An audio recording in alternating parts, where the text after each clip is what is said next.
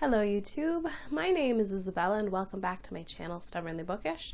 Today I'm going to be doing a very quick September wrap-up. If you couldn't tell, I'm a little sick and you can hear it a lot in my voice and it's a little irritating, so I'm going to try and get through this quickly. I only read 4 books in the month of September. The slumpish continues, which is a bummer, but currently I'm in the middle / almost finished with 3 different books, so hopefully I can do a lot more reading this month. I read some pretty good books in September, so I'm going to talk about them now. So the first book I picked up on a total whim. I went to the bookstore because it was just released, and I ended up reading half of it the same night, which is something I don't typically tend to do, but it was City of Ghosts by Victoria Schwab. So City of Ghosts is actually about a young girl named Cass who had a near-death experience, and ever since this near-death she's able to see ghosts and enter this sort of other dimension called the Veil. Her best friend is actually a ghost and her parents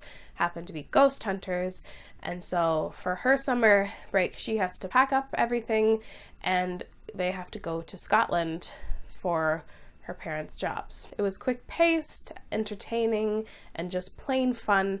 I tend to really enjoy middle grade. I love the whimsy of it and the emphasis on friendship. I loved the atmosphere and setting of this novel. I think Victoria Schwab's writing lent actually pretty well to middle grade. I was a bit nervous about that. I loved the friendship between Cass and her ghost friend Jacob. Really my only complaint is actually the pacing of this novel. I think the climactic moment just happened so quickly and out of nowhere. We were slowly building. One thing happens and then pacing goes out the window. Everything keeps going until the end is wrapped up super quickly. Also, the last thing I want to say is I like how this introduces some difficult subject matter to middle grade readers, but it doesn't kind of dumb down to the intended audience. It doesn't get into like the super gory details, but it's not trying to brush it under the carpet and hide difficult subjects from young kids, and I very much enjoyed it. I gave it 4 out of 5 stars. The next book I finished in September. I think I read half of it in August, but who cares? And it was The Kiss of Deception by Mary E. Pearson. If you didn't know, The Kiss of Deception follows this princess who decides to run away on her wedding day. She decides she's fed up. She doesn't want to be forced into a marriage that is loveless, and she runs away with her best friend. But of course, everyone ends up looking for her, and we get 2 perspectives of the prince that she has scorned and an assassin that was sent to kill her, and they're trying to find her as well. This book was just plain fun. I had so much fun with it. I really loved our characters, and the character development, especially with our main character Leah, was fantastic to watch. I liked all the twists and turns, and I actually thought that I had spoiled myself for the series a few years ago, and that's why I kind of never picked it up, but I'm really happy to say that I have not, I think, spoiled myself for the end of the series. I did really enjoy the guessing game and trying to decide which boy was the assassin. I liked the setting and the mythology that was hinted at.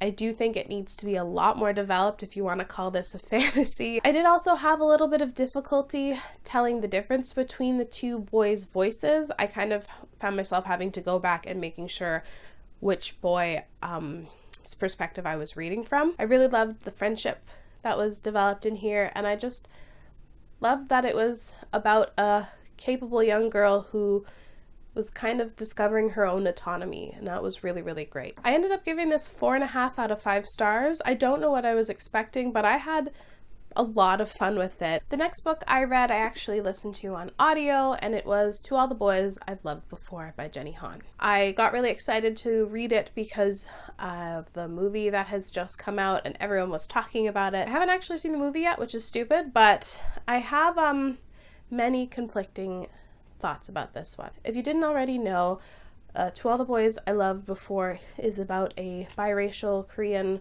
girl who writes all these love letters to boys that she's had crushes on. When she's ready to get over them, she tucks them away, and one day they're mysteriously sent out. Because of this, and to escape embarrassment, she gets involved in this fake relationship to kind of save face with this boy, and things kind of pick up from there. I was expecting to have this story focus a lot more heavily on our main character and her family and those elements instead of the fake dating relationship, and so I ended up leaving myself quite disappointed. I loved the sisters and their dynamics and just their relationships and how close they were. When I was getting through it, I did find this to be super addictive and engaging, and I just found myself listening to it at all times because I wanted to know what was going to happen.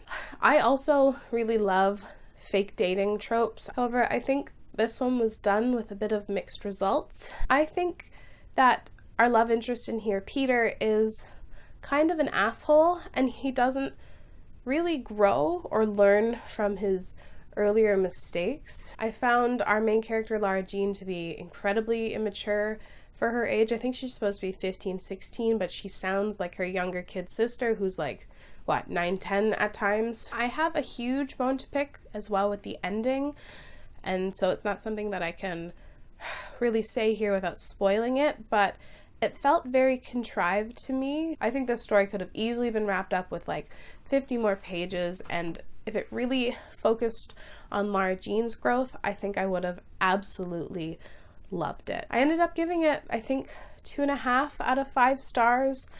I'm still very excited for the movie because I think it's going to make some changes that I really, really like. So I have high hopes still for the movie.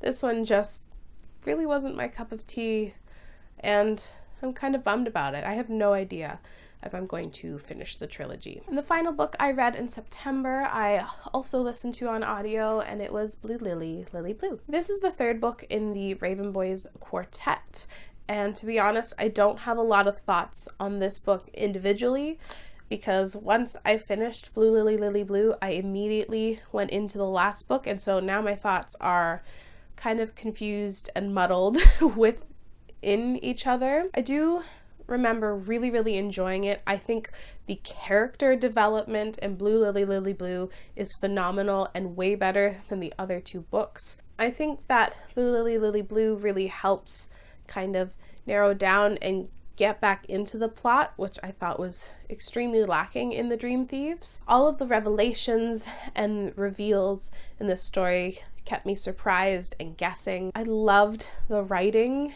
and the atmosphere that Steve Otter creates, and as we go along, it's just getting more and more creepy and dark and twisted, and I'm loving that element. And it was at this point, this book, where I really became on board with the romances that are featured and developing. I'm really excited to see how everything pans out in the 4th book. I'm almost finished it. This one is my favorite of the series. I had a lot of fun with it, and I was nervous about getting back into this series, but this one was really, really good. I think I'm giving it 4 out of 5 stars. So those were the 4 books that I read in the month of September. I'm hoping that I get to read a lot more in these last few months. I'm getting dangerously behind on my Goodreads goal, but we shall see. I'd like to know if you've read any of these books, what your thoughts were, and what was your favorite book that you read in September. As always, thank you so much for watching. I really appreciate it, and I will see you again very soon. Bye!